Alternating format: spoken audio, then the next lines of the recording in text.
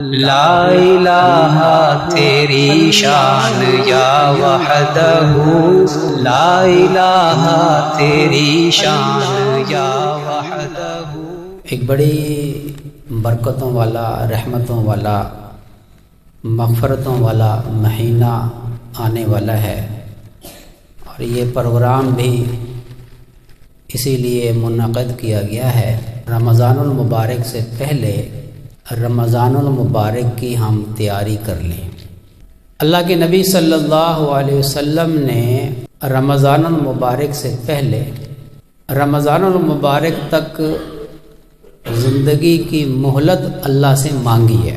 فرمایا کہ اے اللہ، ہمیں رجب اور شعبان کے مہینے میں برکت عطا فرما اور ہمیں رمضان المبارک تک پہنچا، یعنی اتنی مہلت ہمیں دے دے کہ رمضان المبارک کا مہینہ ہمیں مل جائے، برکتیں اس کی ہمیں مل جائیں، اس میں جو اللہ تعالیٰ کی خاص رحمتیں نازل ہوتی ہیں ہمیں وہ رحمتیں نصیب ہو جائیں۔ اس سے معلوم ہوا کہ رمضان المبارک کی تیاری اللہ کے نبی صلی اللہ علیہ وسلم نے رمضان کے آنے سے پہلے کی ہے۔ شعبان کے مہینے کے بارے میں فرمایا کہ یہ رجب اور رمضان کے درمیان کا مہینہ ہے، اور اس کی فضیلت سے اکثر لوگ غافل ہیں۔ اس مہینے میں بندوں کے اعمال اللہ کے حضور میں پیش کیے جاتے ہیں، اور فرمایا کہ جب میرے اعمال اللہ کے حضور میں پیش ہوں تو میں چاہتا ہوں کہ روزے دار ہوں، روزے سے ہوں۔ اس لیے اللہ کے نبی صلی اللہ علیہ وسلم نے شعبان کے مہینے میں کثرت سے روزے رکھے ہیں، کثرت سے۔ اما عائشہ رضی اللہ تعالیٰ عنہ فرماتی ہیں کہ آپ روزے رکھنا شروع کرتے تھے، رکھتے جاتے، اور ہم سمجھتی تھی کہ شاید کوئی روزہ چھوڑیں گے نہیں، پھر چھوڑ دیتے تھے اور پھر چھوڑے رکھتے تھے، اور فرماتی ہیں کہ ہم سمجھتی تھی کہ شاید اب روزہ رکھیں گے نہیں، لیکن رمضان کے چاند نظر آنے سے 2-3 دن پہلے روزے رکھنا چھوڑ دیتے تھے۔ تو روزے رکھنا شعبان کے مہینے میں نبی کریم صلی اللہ علیہ وسلم سے ثابت ہے، سنت ہے آپ علیہ الصلوۃ والسلام کی، اور یہ رمضان المبارک کی تیاری میں داخل ہے۔ دوسری بات، اس سے یہ بات بھی ثابت ہوتی ہے کہ کسی نیک کام کے کرنے کے لیے ہم اللہ تبارک و تعالی شانہ سے اگر یہ دعا مانگیں کہ اے اللہ، میں فلاں نیک کام کرنا چاہتا ہوں، تو مجھے زندگی کی اتنی مہلت عطا فرما دے کہ میں یہ نیک کام کر لوں۔ جیسے حضرت سلیمان علیہ السلام نے مسجد اقصی بنانے کے لیے مہلت مانگی کہ اے اللہ، میں مسجد بنانا چاہتا ہوں، مجھے مہلت عطا فرما دے زندگی کی۔ یہ ثابت ہے۔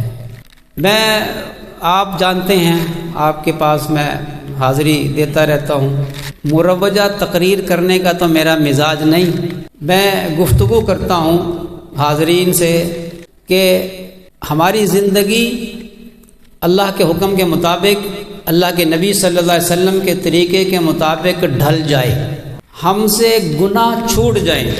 جیسے ابھی پڑھ رہے تھے نا کلام، گناہوں کی عادت چھڑا میرے مولا، مجھے نیک بندہ بنا میرے مولا۔ تو گناہوں کی عادت کیسے چھوٹے گی؟ اصل بات یہ ہے، یہ کلام پڑھنے سے شوق پیدا ہوتا ہے، لیکن کلام پڑھنے سے گناہ نہیں چھوٹتے۔ گناہ کے چھوٹنے کے نسخے کچھ اور ہیں۔ ان نسخوں میں ایک بڑا نسخہ ابھی آئے گا چند دنوں کے بعد، ماہ رمضان، جس کا مقصد ہی گناہوں کو چھڑانا ہے۔ اس لیے کہ گناہ کا تعلق 2 چیزوں کے ساتھ ہے، نفس کے ساتھ اور شیطان کے ساتھ۔ گناہ کا تعلق نفس کے ساتھ اور شیطان کے ساتھ۔ شیطان سے بھی زیادہ خطرناک جو دشمن ہے وہ انسان کا اپنا نفس ہے، اس لیے کہ نفس انسان سے وہ گناہ کرواتا ہے جو شیطان نہیں کروا سکتا۔ شیطان ایک وسوسہ ڈالتا ہے، اگر آپ نے شیطان کے وسوسے کو لفٹ نہیں کروائی، توجہ نہیں دی، تو شیطان دوسرا وسوسہ ڈالتا ہے، بدل کر آتا ہے، وار بدلتا ہے۔ آپ نے دوسرا وسوسہ بھی دفع کر دیا، تو تیسرا وسوسہ لاتا ہے۔ دل میں اگر اللہ کا نور ہے تو پھر یہ شیطان زیادہ وسوسے نہیں ڈالتا، یہ بڑی جلدی دفعہ دور ہو جاتا ہے۔ وہ حضرت جنید بغدادی رحمۃ اللہ علیہ، انہوں نے دیکھا خواب میں کہ شیطان لوگوں میں ننگا پھر رہا ہے۔ انہوں نے فرمایا کہ تجھے شرم نہیں آتی لوگوں میں ننگا پھر رہا ہے؟ کہنے لگے یہ کوئی لوگ ہیں؟ لوگ تو وہ ہیں جو شنویزیہ کی مسجد میں بیٹھے ہوئے ہیں، انہوں نے میرے جگر کے کباب کر دیے ہیں۔ تو حضرت جنید بغدادی رحمۃ اللہ علیہ جب بیدار ہوئے تو شنویزیہ کی مسجد میں گئے، وہاں دیکھا کہ کچھ صوفیہ کرام گھٹنوں پہ ٹیک رکھے ہوئے، سر رکھے ہوئے مراقبے میں مشغول ہیں۔ ان کو دیکھ کر وہ فرمانے لگے کہ جنید، اس خبیث کے دھوکے میں نہ آنا، اس خبیث کے دھوکے میں نہ آنا، یہ بڑا دھوکے باز ہے۔ اسی طرح ایک بزرگ نے دیکھا خواب میں شیطان کو، تو لکڑی لے کر اس کو مارنے کے لیے بھاگے تو آواز آئی کہ یہ اس لکڑی سے نہیں ڈرتا، یہ دل کے نور سے ڈرتا ہے۔ یہ دل میں نور کیسے پیدا ہوگا کہ جس کی وجہ سے شیطان ڈرتا ہے، اور لوگوں کے دلوں میں اللہ اس کی الفت اور محبت پیدا کر دیتا ہے۔ یہ لوگوں کے دلوں میں الفت اور محبت پیدا کر دینا نا، یہ اللہ تعالیٰ کی بہت بڑی نعمت ہے۔ حضرت حسن بصری رحمۃ اللہ علیہ کو حضرت عمر رضی اللہ تعالیٰ عنہ نے گٹی دی تھی اور دعا دی تھی، علم کی دعا دی تھی اور اس بات کی دعا دی تھی کہ اللہ تعالیٰ لوگوں کے دلوں میں اس کی محبت پیدا کر دے۔ یہ دو دعائیں کی تھی، تفقہ فی الدین، دین کی فقاہت اللہ تعالیٰ عطا فرما دے، اور دوسری یہ دعا فرمائی تھی کہ لوگوں کے دلوں میں اللہ اس کی محبت پیدا کر دے۔ یہ جو لوگوں کے دلوں میں محبت ہوتی ہے نا، یہ اللہ تعالیٰ کی بہت بڑی نعمت ہے۔ وہ اس لیے فرمایا کہ جب تک لوگوں کے دل میں محبت نہیں ہوگی تو تبلیغ کرنا آسان نہیں ہوگا، اس لیے فرمایا اس محبت کو بھی تبلیغ کے لیے استعمال کرنا۔ اس لیے ہمارے صوفیہ کے ہاں مشائخ کی محبت مرید کے دل میں آتی ہے۔ کہتے ہیں سب سے پہلا مقام ہی یہ ہوتا ہے کہ مرید جو ہے وہ فنا فی شیخ ہو جائے۔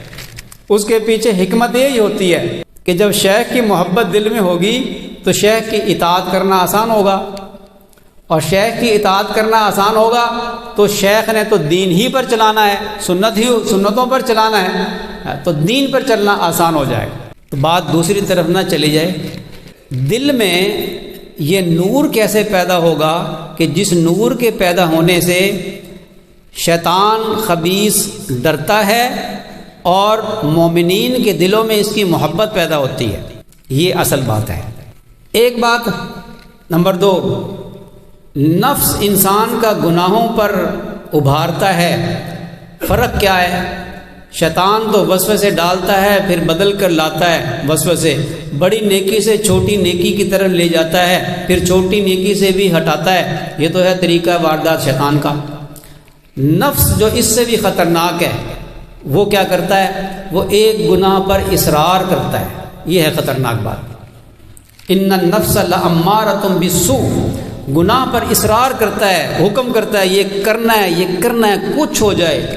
لوگ کوڑے کھاتے ہیں لیکن باز نہیں آتے ہیں اپنی حرکت سے۔ وہ کہتا ہے کہ ہم نے یہ کرنا ہے، کچھ ہو جائے۔ یہ خطرناک ہے۔ اسی نفس نے ابلیس کو شیطان بنایا اور لعین بنایا۔ روزہ ایک ایسی عبادت ہے جس میں یہ دونوں مسئلے حل ہوتے ہیں۔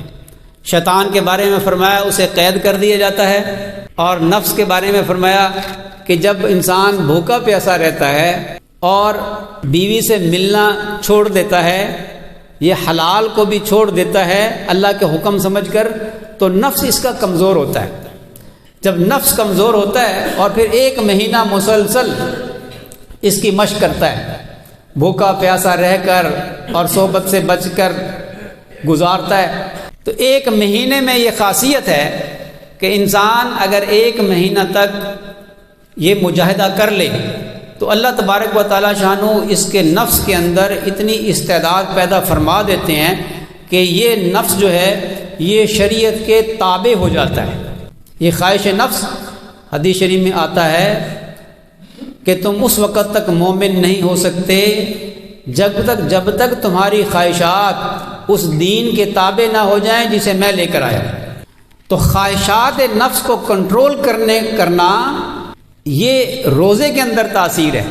تو شیطان کو دفع کرنے کا ذریعہ روزہ، اور نفس کو کنٹرول کرنے کا ذریعہ روزہ۔ لیکن کون سا روزہ؟ وہ روزہ جو گناہوں سے بچاتا ہو، وہ روزہ جس روزے میں انسان دیگر گناہ نہ کرے۔ کھانا پینا تو چھوڑ دیا، لیکن زبان کنٹرول میں نہیں، زبان سے کسی کی غیبت ہو رہی ہے، اور کانوں سے جو ہے غیبت سنی جا رہی ہے، موسیقی سنی جا رہی ہے۔ فرمایا کہ یہ موسیقی زنا کا منتر ہے، اور آنکھوں سے بد نظری ہو رہی ہے، اور اللہ تعالیٰ فرماتے ہیں لا تقربوا الزنا، زنا کے قریب بھی نہ جاؤ۔ کانوں سے لذت موسیقی کی اور غیر محرم کی باتیں سن کر لذت حاصل کرنا، اور آنکھوں سے غیر محرم کی طرف دیکھنا، یہ انسان کے نفس کی خواہشات کو ابھارتی ہیں۔ یہ دونوں چیزیں، بھوکا پیاسا تو رہ لیا روزے کی وجہ سے، لیکن نہ آنکھوں کو کنٹرول کیا، نہ کانوں کو کنٹرول کیا، نہ زبان کو کنٹرول کیا۔ یہ روزہ کہاں انسان کو تقویٰ دلوائے گا؟ جبکہ اللہ تعالیٰ شانہ نے روزے کا مقصد ہی یہ بیان فرمایا ہے کہ ہم نے تم پر روزوں کو فرض کیا ہے، اے ایمان والو، ہم نے تم پر روزوں کو فرض کیا ہے جیسا کہ تم سے پہلی امتوں پر فرض کیا تھا، تاکہ تم متقی پرہیزگار بن جاؤ۔ تو متقی پرہیزگار بننا یہ روزے کے مقاصد میں سے ہے۔ میری بات سمجھ میں آ رہی ہے؟ سمجھ میں نہ آ رہی ہو نا تو مجھے بات کرنے کا مزہ نہیں آتا۔ میں تقویٰ مل گیا تو بس سمجھو کہ روزے کا مقصد حاصل ہو گیا۔ ان باتوں پہ عمل کریں گے انشاءاللہ ہمارا یہ رمضان المبارک بہت قیمتی بنے گا۔